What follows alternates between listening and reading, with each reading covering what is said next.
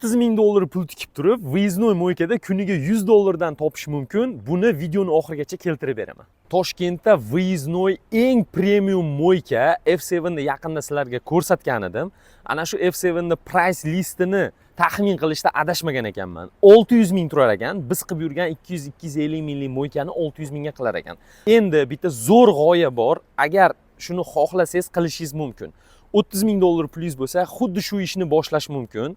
Axvat qilib olish juda oson, chunki bozorda bitta o'shalar bor xolos, 600 mingga mo'yka qiladigan. Ularda eng kam narxi 300 ming ekan. Menimcha u 300 mingiga ular kelmaydi. Bu xizmatini iloji boricha sotmaydi.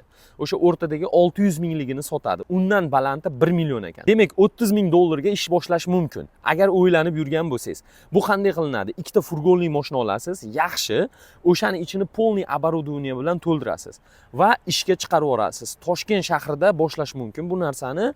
Endi taxmin qilib aytadigan bo'lsak, agar bir kunda 4 ta mashina yuvadigan bo'lsangiz, 2 million 400 ming bo'lar ekan. Agar misol uchun prosta rasxodlariga 1 millionini chiqarib yuboradigan bo'lsangiz, kuniga $100 ishlash imkoniyati bor ekan. Kuniga $100 deganim bu gipoteza o'rtoqlar, undan ham baland bo'lishi mumkin, undan ham past bo'lishi mumkin.